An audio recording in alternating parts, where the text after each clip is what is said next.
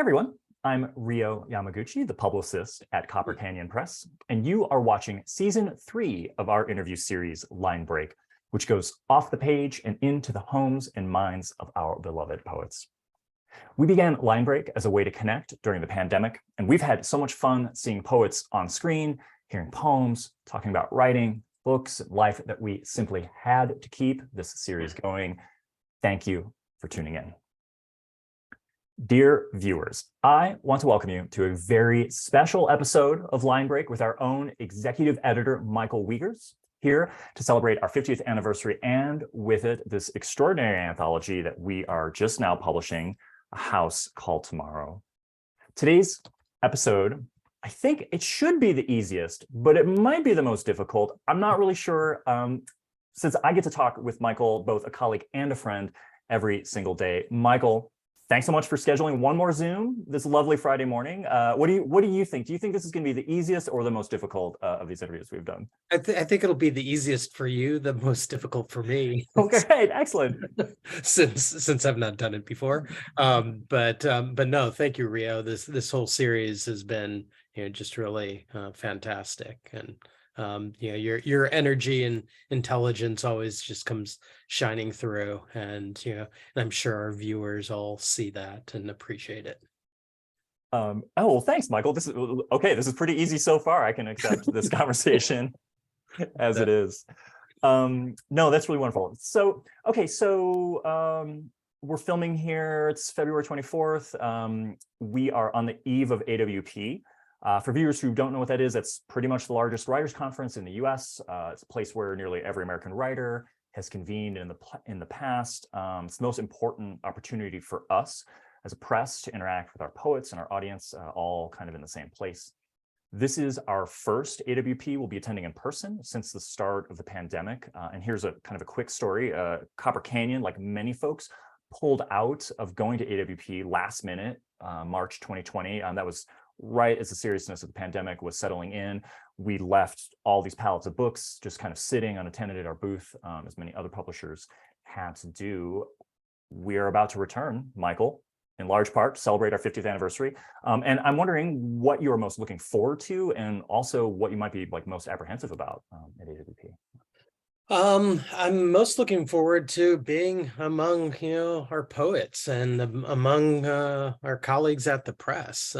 It's just it's really something that I think we've all missed. And one of the things that I've tried to get across with this anthology and with its subsequent companion book, Come Shining, is that we're really about community, and the gift of this place is its community, and I want to be in that gift giving space with my colleagues, with our poets, who I've had the privilege, at least with our poets, of spending in some cases the last 30 years with them. So that's it's a good homecoming, if you will, and it's right here in our own home in the Pacific Northwest. Yeah, I'm really thrilled. I mean, we have so much planned. We're gonna, obviously, we have the Space Needle celebration. That's gonna be great. We're gonna get to partner with one of the best bookstores in the country, Elliott Bay. And we're going to get to be there in the convention. I mean, in the convention center, in Seattle, standing at the booth. And like you're saying, that it's that sense of community, and there's so much I want to talk about with community, in the poems. Yeah. And I was going to also say the other part of your question, the misgivings, I think, probably, because we've, been isolated and in our own homes, and, I've been working in my little cubby here for, the past couple of years, just learning those social skills again.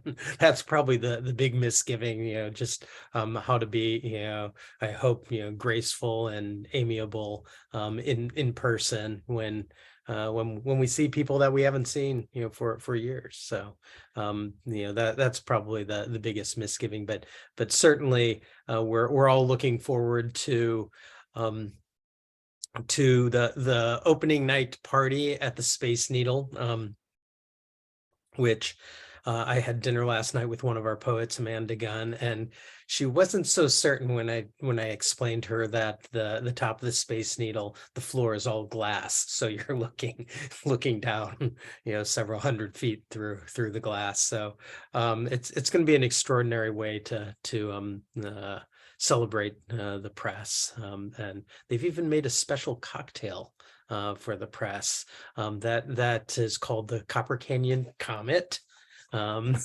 And it features edible gold leaf in it. So they're celebrating us well at the Space Needle. We're nothing if not fancy, right? Or at least golden, as we've been. Well, you are. Well, yeah. We'll wait till we get in person. I'm hearing in the Space Needle this kind of metaphor for. I mean, I share with you this a social anxiety, really. I mean, it's an anxiety, but it's like the getting back on the bicycle thing. Be like, did I forget how to pedal? Do I, am I gonna bump into someone like and not, know how to comport myself? But the social aspect of poetry also, I love the Space Needle thing. There's this kind of risky adventure to get up above the city and have this perspective and have, completely unobstructed views. I mean, and isn't that sort of what poetry is trying to do also, right? Like something like that. How's that? I love that idea. I hadn't thought of that. Yeah, and it's also the top of the Space Needle is always moving.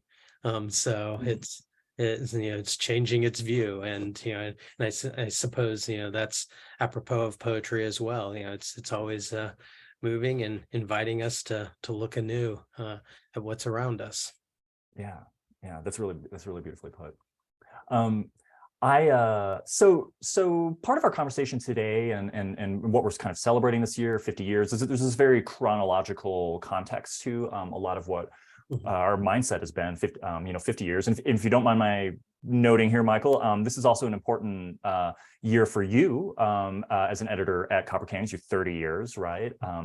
And so this is kind of I really want to tap on your perspective over this past couple of decades. And I have a few questions for you, sort of specifically about what your experience has been in what has been a really important 30 years, just culturally, socially, politically, of course, all kinds of things I don't even need to mention.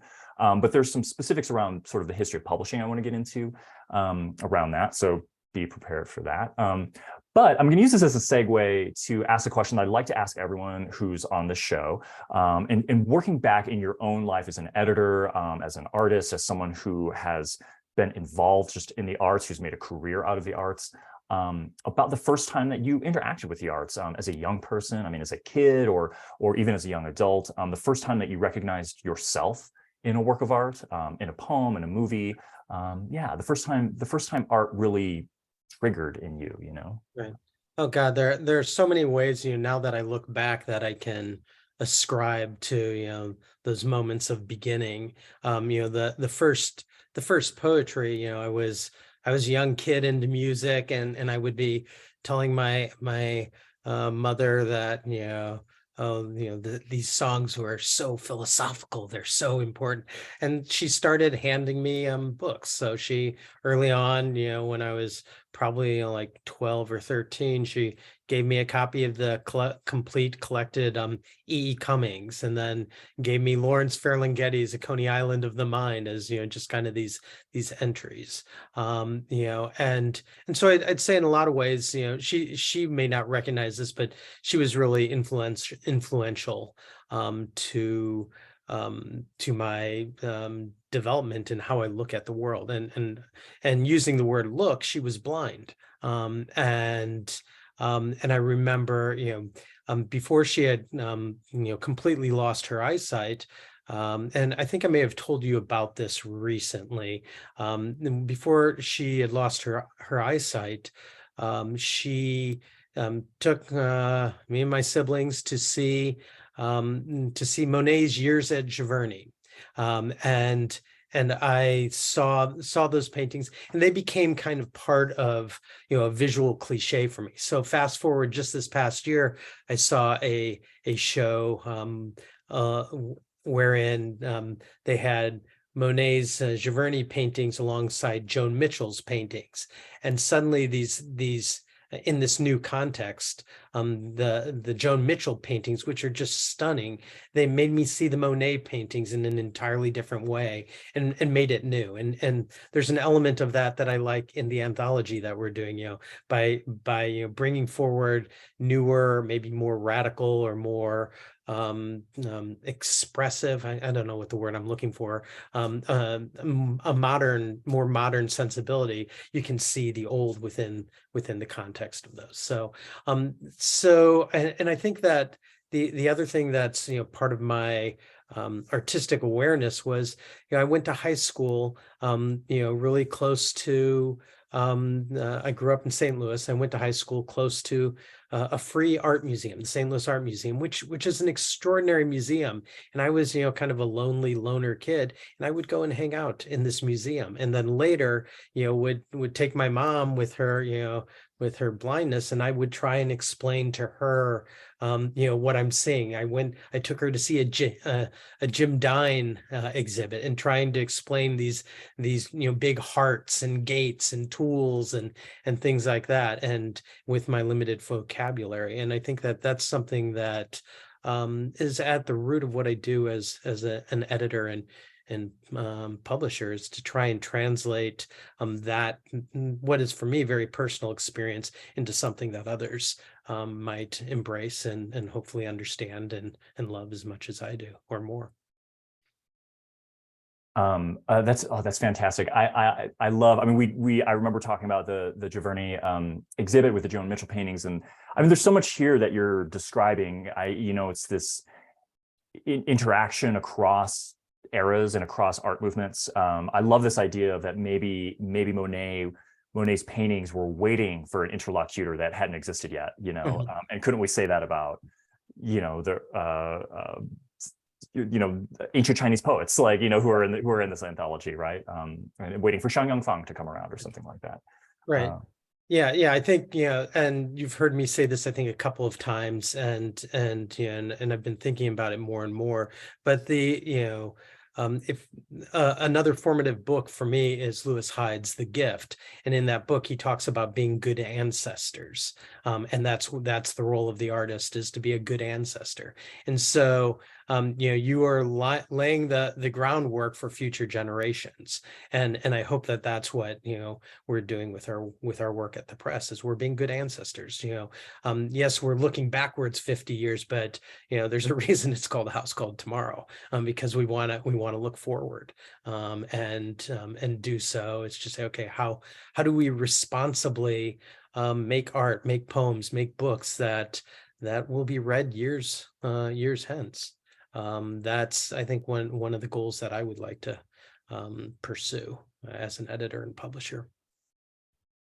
Yeah, I love that. I love this groundwork, and of course we've talked a lot about meaningfully about how we think in these temporal horizons, in the past and the future, in this kind of conversation.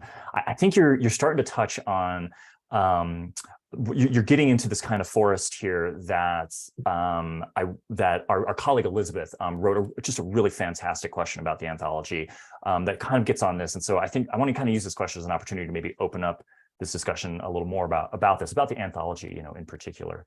Let me go to it really here, because I ought to just read it verbatim. So Elizabeth asks, in the anthology's preface, you lovingly describe your office bookcase, which holds the entire Copper Canyon backlist. Does A House Called Tomorrow feel like a microcosm of that bookcase, or is it something else entirely? When this anthology joins its companion CCP titles on that case, what will its 50 years of voice contribute to it? That's a great question. Thank you, Elizabeth. I think that it's, when I look at that bookshelf, that, like the anthology, is the work of many hands, many minds. And I think that bookshelf is what contributed to this anthology. So when I look at that bookshelf, I just think of all the people who have made those books, beyond me, the people who have chosen them, designed them, edited them, copy edited them, proofed them, promoted them, et cetera. The artists who are on all the covers, and just and I think that bookshelf is what prompted me to pursue the editorial decisions that I did with A House Called Tomorrow. In that I turned to that community, to the poets, to board members, etc., and just said, hey, this is the opportunity for your voice to be a part of the history of the press, and maybe more recognized. And maybe the anthology is trying to state that more overtly than the individual books over various years. There are books where I or a previous editor may take credit for having edited them, and so the attention accrues there. But really, even those books were made possible by many hands, by our donors, by our readers, it just really spins out in so many ways. And what is publishing, if not at its root, making public. And all of our books do that, and I think that the anthology that's celebrating the place intends to do the same thing. It's like, let's make this public. I love that. I love your discussion of sort of the etymology of publishing and making public, and the importance of like being in a public space and for poems, and of course this community. Yeah, particularly, if you consider the act of the book, it kind of starts and ends in solitude, right? It starts with the solitude of the writer, who may have a community that they're working with, and it ends in the solitude of the reader, sitting under their lamp or whatever. And that book may have been handed to them from a community of friends, but in between there's the public making that's happening, which is all the hands. I think of David Caligiuri in Minnesota, copy editing, Alison Lockhart in South Africa, proofreading it, and every time I name a name, I'm thinking, oh my God, there's somebody I'm forgetting to leave out, because there are so many people who have been a part of these books that we make, and that's what I'm hoping that we can celebrate over and again during this anniversary. Yeah, that's wonderful. Sorry to interrupt you there. No, this is great. Here's what I'm feeling. I'm feeling that we have a sort of texture and this kind of network of folks who have been involved in the life of all of these poems. There's this membrane, and I'm feeling a poem pushing through this membrane right now. So I don't know, can you read something from the anthology? Like, what do you think? I know it's hard to pick from half a thousand pages or whatever. I'm not, my gosh, I've been a part of so many of these books that I can tap the brakes just about anywhere and find something that I love. And so I'm looking around frantically, and it's like, oh sure, why not this? So and this is by my dear beloved friend who we lost too soon several years ago, C.D. Wright. And it's like, oh wait, is this the best C.D. Wright one to read? Now I want to go. But this is from her book, The Poet, the Lion, Talking Pictures, El Farolito, A Wedding in St. Roch, The Big Box Store, The Warp in the Mirror, Spring, Midnight, Fire, and All, which is, sometimes that can be,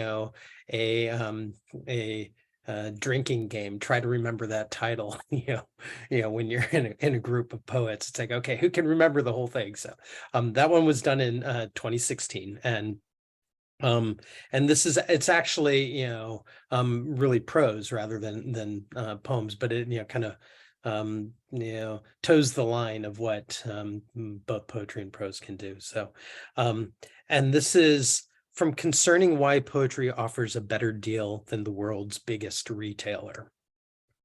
Poetry digs through. Its castings make some growth possible even on contaminated ground.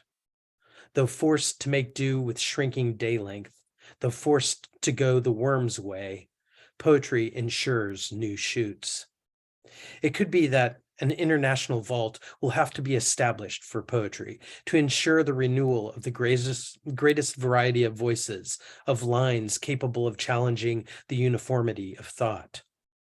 The vault that must by definition of its mission reject the Walmart cheer.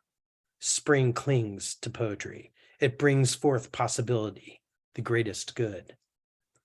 That the poems we snatch from the language must bear the habit of our thinking, that their arrangement strengthens the authority on which each separate line is laid, that they extend the line into perpetuity, that they enlarge the circle, that they awaken the dreamer, that they awaken the schemer, that they rectify the names, that they draw not conclusions but further qualify doubt, that they avail themselves of the shrapnel of everything, the disappearance of cork trees and coral, the destroyed center of Ramadi, the shape of buildings to come, the pairness of pairs, that they clear the air, that they keep a big box sense of humor at the ready, like an axe in a glass case, that they bring the ship nearer to its longing, that they resensitize the surface of things, that they resonate in the bowels, that they will not stand alone. This is our mind, our language, our light, our word, our bond in the world. Damn, she's good. Oh, it's so good. I mean, that's like a poem I've spent so much time with. I mean, it's thinking of this anthology, but even from when that book published, and like yet CD Wright's ability to surprise still after all this time or after so many sittings, with the poem is just really remarkable to me. And yeah, I miss her greatly. And just spoiler alert, we're going to be doing a collected / complete CD Wright, as you know, coming up. Oh yeah, it's the row there on the title status doc. I'm seeing it. Yeah. That's the next big project. It's like, had to get the anthology done. Now I get to work on CDs. Yeah. So yeah. Oh, it's so amazing. It's so amazing. I was thinking of were you at the Lightning Field trip? It's here in New Mexico. I was just thinking, Joseph was telling me a great story about being there with CD. I mean, that's a long story. I foolishly wanted, I'm again going back to like origin stories and art and what have you. For years, I would go to different land art places to celebrate my birthday. And one year, and it was a pretty bad year for me. And I decided, I wanted to go to the Lightning Field, and I called Dia and asked if there was an opening on my birthday, and we're like, oh, actually we're closing for repairs the day before, and we'll be closed for the season. And I just spontaneously and maybe stupidly said, what if I buy all 6 places? Will you will you allow me to stay and to come? And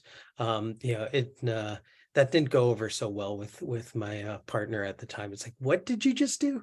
So anyway, I had 6 spaces for my birthday, and I just decided, okay, I'm going to call 5 people whom I love and say, hey, I've paid for the Lightning Field. You can get yourselves there if you want to join. And CD was one of them who I called, and she flew out, and we all met in New Mexico and went to the Lightning Field. So I think that's probably what you're talking about. But I just remember both CD and Joseph, walking out trying to figure out what this is. And Sherwin Bitsui was another one, and he just sat on the porch and made some beautiful comments about lightnings and sunflowers and in his family's tradition.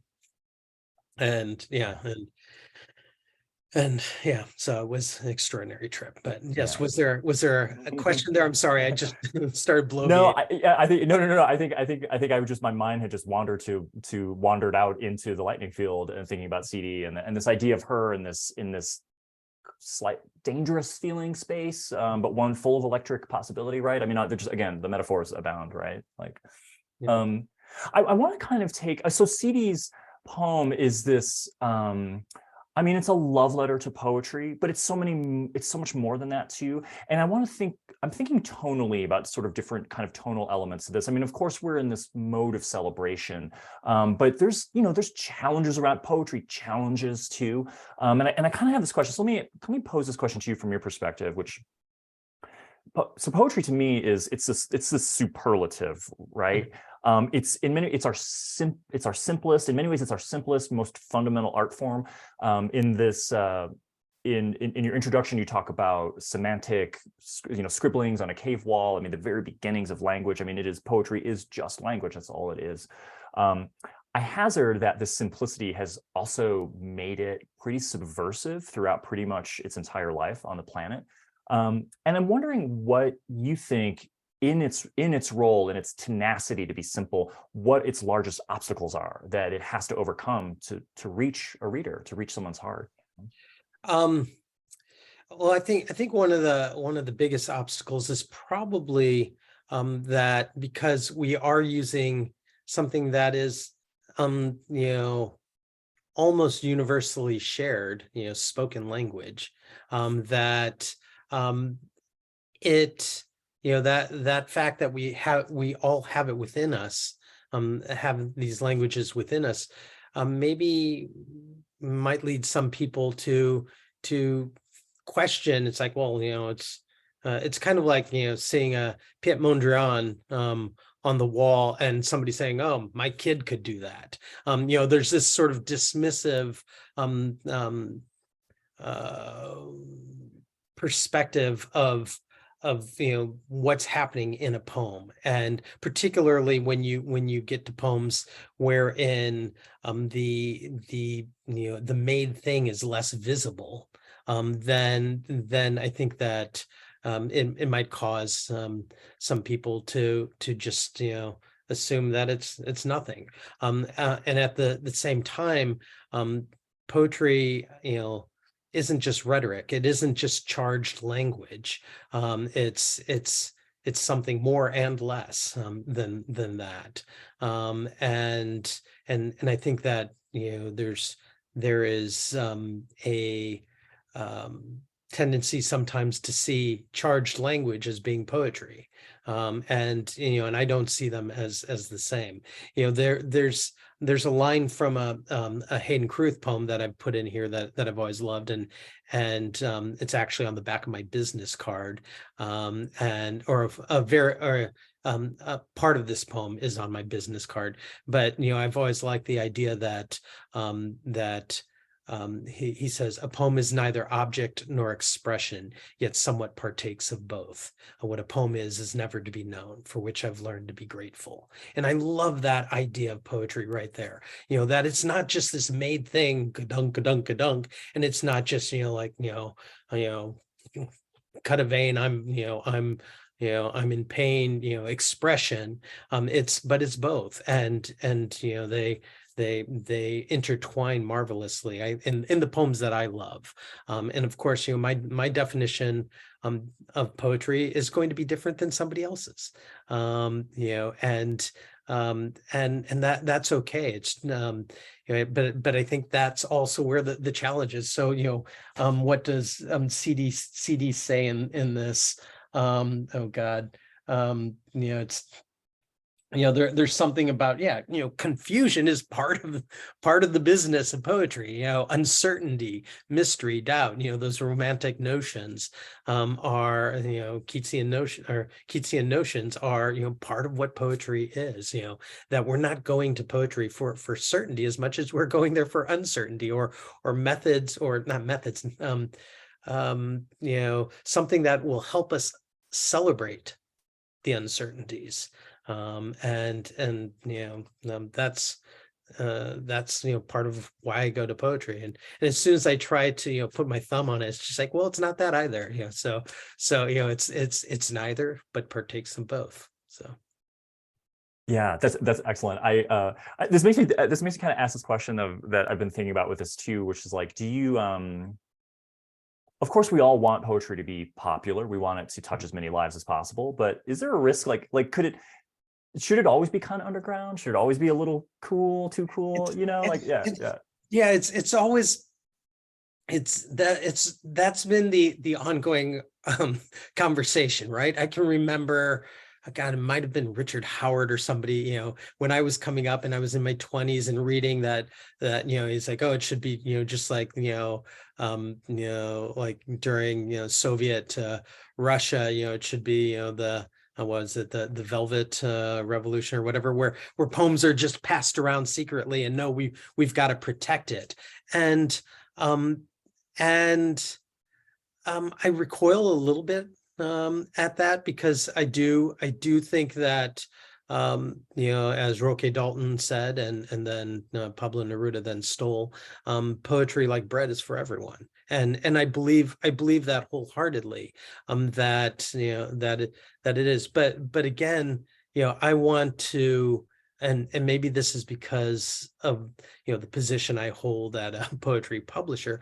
I want poetry to be more than just accessible. I want it to be doing tricky, weird, strange, unexpected stuff. And the unexpected is sometimes not accessible. So I don't think that our goal should be just accessibility. But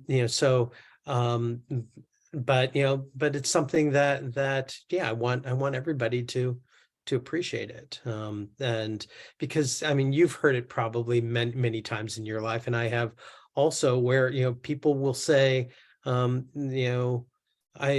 don't understand poetry. My own father would always say, I don't understand what you do. I don't understand poetry. And I was like, yeah, you do. He's like, no, I don't. It's like, and he was a religious man. I was like, okay, tell me a psalm. It's like, you understand poetry. It has moved you.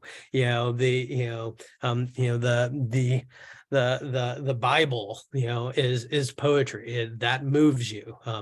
And so I think that no, I'm off on a tangent here, but I think that's I think everybody has access to poetry, and so we don't even really need to think of it in terms of accessibility. It's already there. It's already in our lives, and it's, I hope, our job as publishers to help people realize, oh yeah, I'm part of this. I get to partake in it. Whether or not I'm writing it myself or reading it, I get to be part of the making and remaking of language, of the gift. Yeah, that's really wonderful. And I love the way you're talking about balancing that accessibility and challenge, and that part of what makes poetry exciting is that a reader has to attain it. A reader has to meet the poem where it is, or something like that.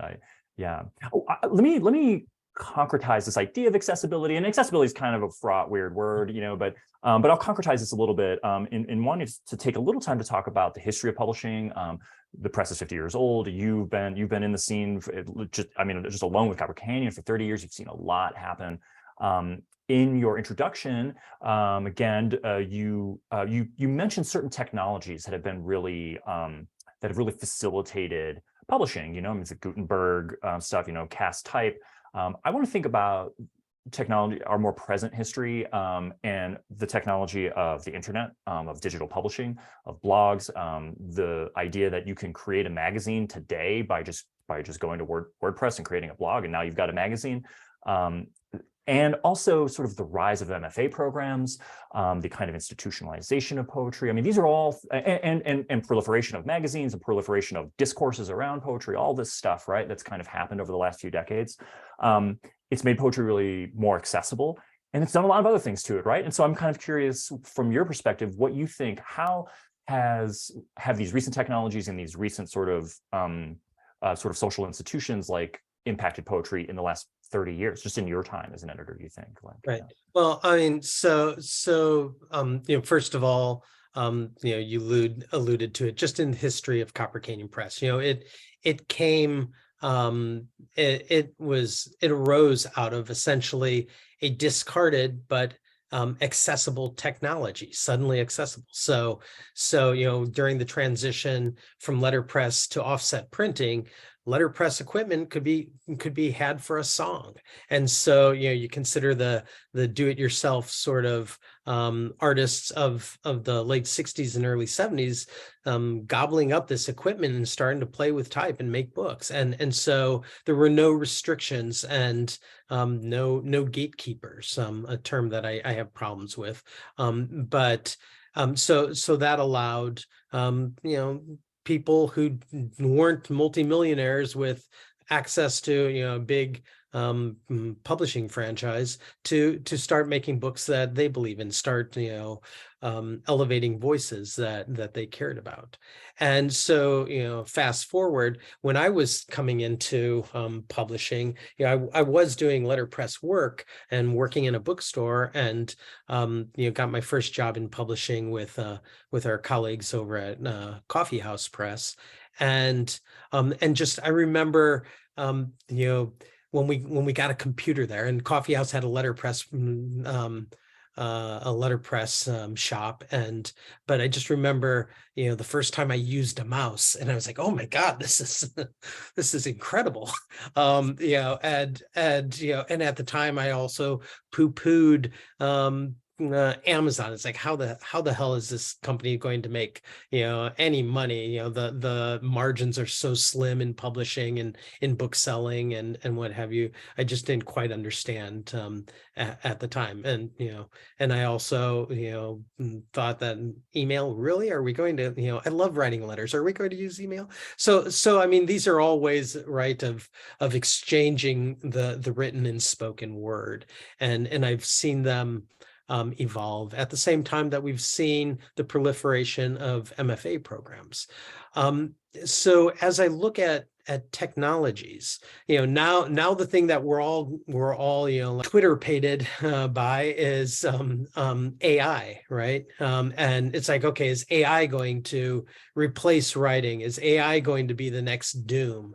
You know, going back to Gutenberg, there's that joke that, you know, the second book that Gutenberg published after the Bible was a book about the death of the publishing industry. And I look at you know, conversations about AI, and I'm reminded of Faulkner's Nobel Prize acceptance speech, and I'm just kind of paraphrasing it here, but you know, my own belief is that that the human mind and human imagination is always going to be able to exceed its own creations, its own inventions. And so I believe that, you know, poetry plays a role in this. You know, it plays a role in subversions. You know, and I'd love to oh gosh, I'm ready to go off on a tangent here. I'd rather not. But you know, in that Faulkner thing, he's looking at the Cold War, the potential destruction, nuclear destruction of the Earth, and he's like, you know, I believe in the human experiment. I believe in the capacity for humanity not only to survive but to thrive. And you know, the place where I start to lose that hope is probably around climate change, where in our thriving we are doing so at the expense of environmental and climate collapse. But yeah, I think I probably should just leave it there. But I mean, I just have some more, you know, mind versus the machine sort of thoughts that we can talk about offline. So. No, I mean, thank you for that. And I mean, it's so beautifully put, this idea that we ought to trust ourselves to exceed our dangers, the things we've created, or the ways that we box ourselves in, and all of that. And climate change, I mean, yeah, I had an original question that was sort of about the attention, you know, poetry and attention, and kind of a mindful space that it creates, particularly in the chaos of the world that we live in now. And I guess I kind of want to think about that, like, as poem is like, I mean, boy, I want to hazard to say, like, poetry as a form of nature, poetry as an experience of nature or something. I mean, yeah.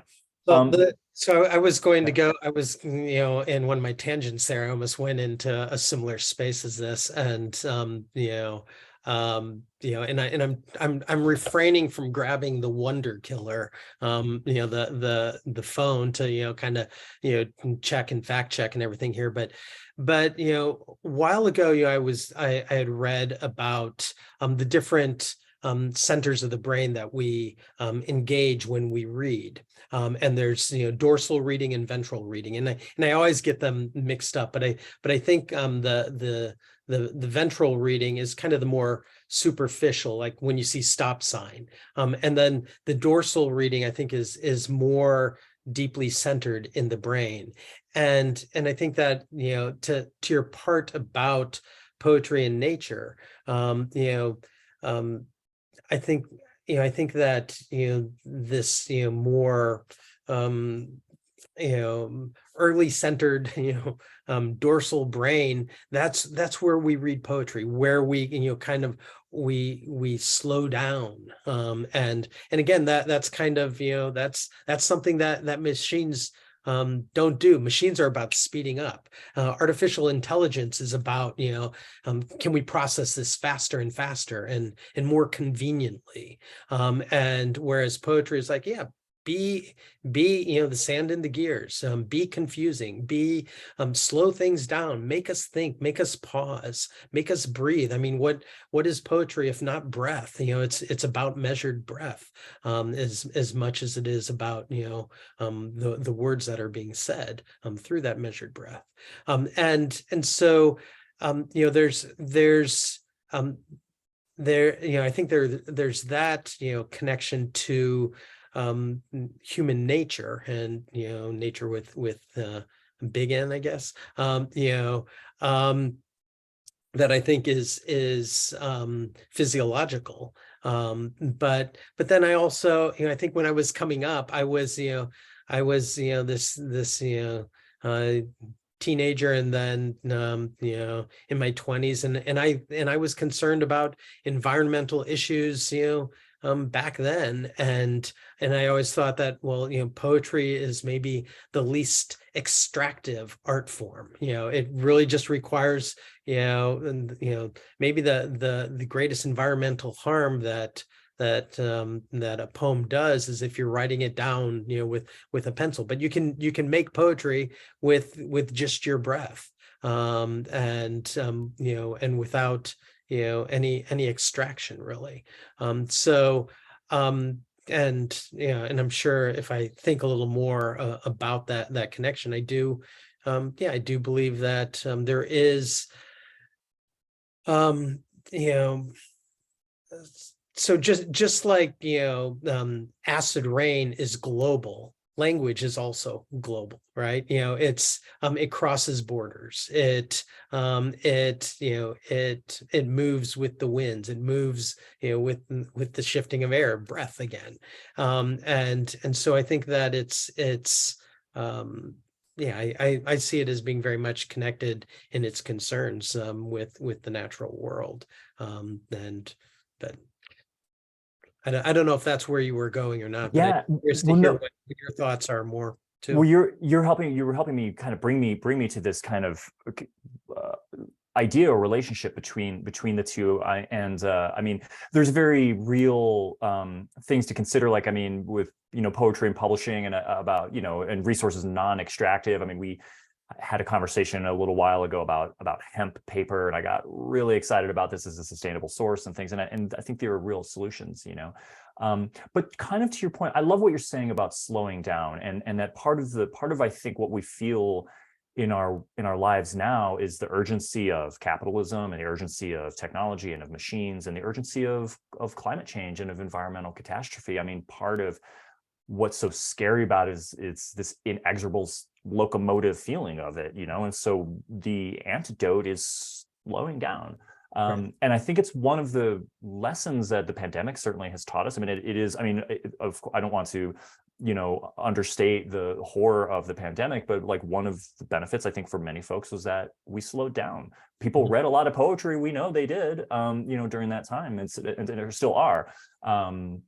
And things, and I think of like the rewilding of Chernobyl, I mean, again, from major catastrophe, but the result was that it was on people. There was no more activity there, and that has been a positive thing, right? And maybe poetry has some sort of form in that too, Right. without the catastrophe, hopefully, Right. Yeah. Well, and how much I love Merwin, and I love the Merwin Conservancy, where he's he's made a practice, a daily practice of poetry and planting trees. And just as you were talking, one of my colleagues at the Conservancy, we argue about favorite and least favorite poems, and there's that poem of his, Convenience, where it has the line, the only thing we have to pay for it is ourselves. And I think that that's something that, again, during the pandemic, we've learned to slow down and do some necessary self-care. And again, that's reversing convenience. The pandemic has not been a convenient time, and I think we're learning through various ways to take care of ourselves, to value our individual time, and also, like I was saying, going back to the start of the conversation, value the community as well. And I think that part of that value has come from slowing down. So, well, in the interest of time, nonetheless, here we're getting toward it, and there's so many. I mean, I have like 6 other questions here. I've got another one from Elizabeth. I would love to ask. We might just have to do another episode of this with you, but I'd be happy to. But I like where we're resting here. We're resting in an actual resting place with the slowness of poetry and the openness and that open space. And I think that's a good place to stop. And of course, a good place to stop is on a poem. If you think you've got one other one. Yeah. I was just, it's, again, there's so many that I want to read, but I'm going to go back to an early one that I think that I love, but oh God, where is it now? I just had the page there and I lost it. And this one is Vicente Alexandre's Who I Write For. And it also circles back to where I started with mentioning Lewis Hyde. Lewis Hyde, early on, before he wrote that fantastic book, The Gift, he did the selected poems of Vicente Alexandre and published them with Copper Canyon Press. So and Alexandre was a Spanish Nobel Prize winner who lived in Spain throughout the Civil War, and was kind of this